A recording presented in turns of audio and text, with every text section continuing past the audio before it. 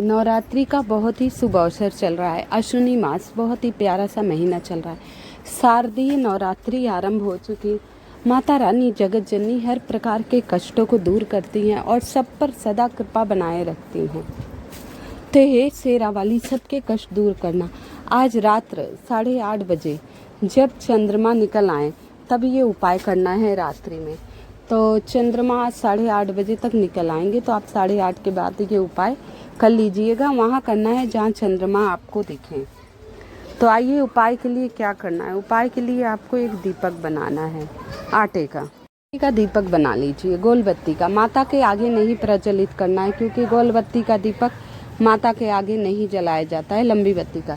तो आपको गोल बत्ती का दीपक बनाना है और गाय का घी भर लेना है। आटे का दीपक बनाकर उसमें गाय का घी या तिल का तेल डाल दीजिएगा। अब ये उपाय वहाँ करना है जहाँ आपको चांद दिखे, छत पर, अंधे में। अब ये सवाल नहीं उठता कि चांद नहीं दिख रहा है तो हम माता के पास दीपक नहीं, माता के पास ये दीपक नहीं जलाना।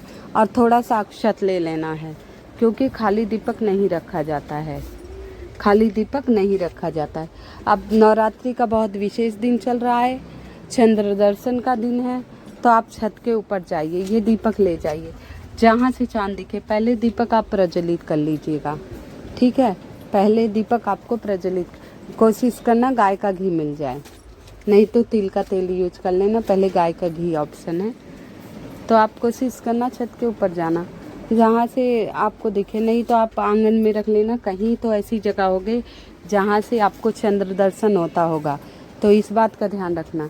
फिर दीप ज्योति परब्रह्मा करते हुए दीपक प्रज्वलित करना।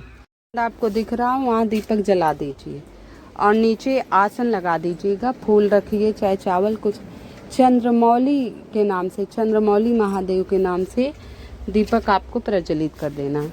अब ये उपाय तो आप चंद्रमा के पास कर लिए, ठीक है। ये उपाय आपने चंद्र दर्शन के लिए चंद्रमा के पास कर लिए। अब दूसरा एक दीपक और तैयार करना है आपको। एक दीपक मिट्टी का ले लीजिए, लंबी बत्ती लगानी है उसमें आपको। तो ये माता के पास कैसे प्रज्वलित करना है ये भी बताएंगे। थोड़ा सा अनाज का दाना रख लीजिएगा, अनाज रख दीजिए। आज रात्रि में उपाय करना है, जो कोई भी अनाज हो माता के पास रख दीजिए और एक दीपक जला दीजिए लंबी बत्ती का। गाय का ही घी चाहिए, इसमें कोई और घी नहीं चाहिए। गाय का घी ढूंढ लीजिएगा, जहाँ गौशाला है वहाँ अवश्य मिल जाएगी। तो लंबी बत्ती का दीपक जलाने के बाद गाय का घी उसमें भर दीजिए और सभी कमरों में माता रानी के नवाण मंत्र का जाप करें। ओम ऐं लीं क्लीं चामुंडा विष्यै नमो नमः। ओम ऐं लीं क्लीं चामुंडा नमः। ओम ऐं लीं क्लीं चामुंडा विष्यै नमो नमः। ओम ऐं लीं क्लीं विष्यै नमो नमः। ओम ऐं लीं क्लीं चामुंडा विष्यै नमः। जितने भी घर के गेट हैं उसी से एक टिक्का लगा दीजिएगा माता का नाम लेते हुए। सारी घर से परेशानियां दूर हो जाएंगी। और जो अनाज आप रखे हैं दूसरे दिन नीम के पेड़ के नीचे आपको डाल आना है। दूसरे दिन क्या करना है, जो अनाज है माता के पास वो नीम के पेड़ के नीचे आपको डाल आना है।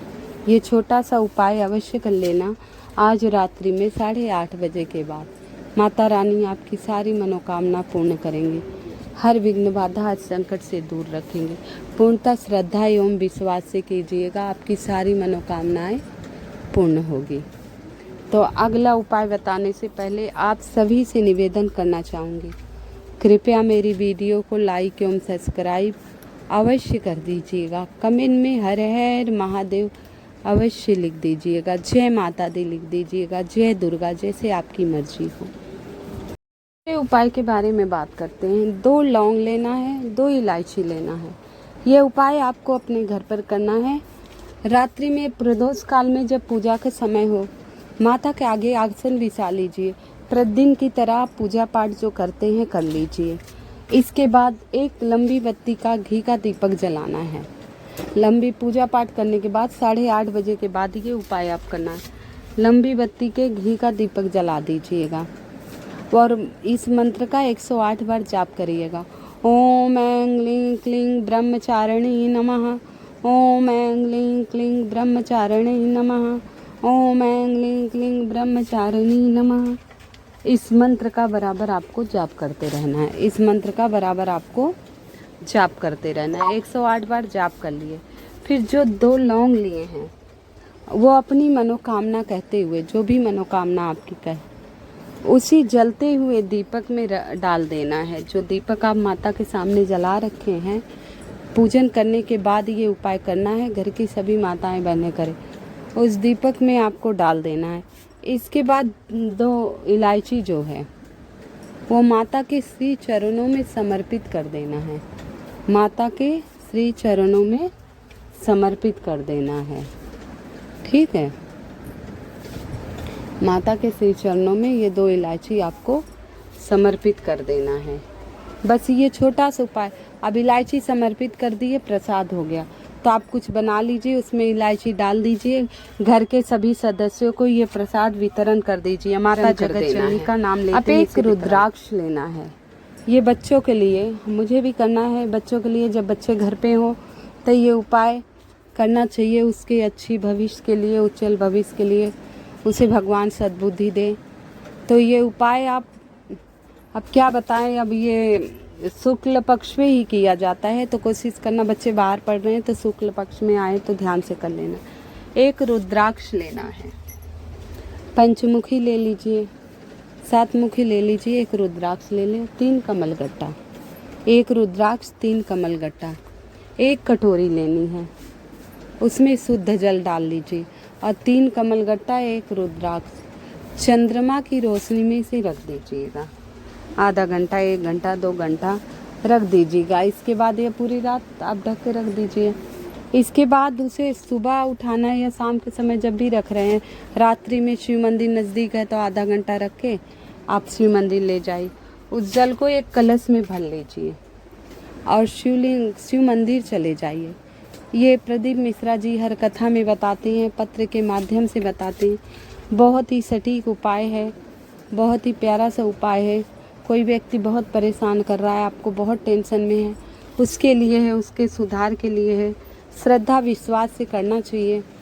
तो लेकिन ये शुक्ल पक्ष में करना चाहिए। बच्चे कभी भी छुट्टी आते हैं तो शुक्ल पक्ष में इस उपाय का अवश्य करना है। चांद की रोशनी में 3 कमलगट्टा और एक रुद्राक्ष आप रख देंगे।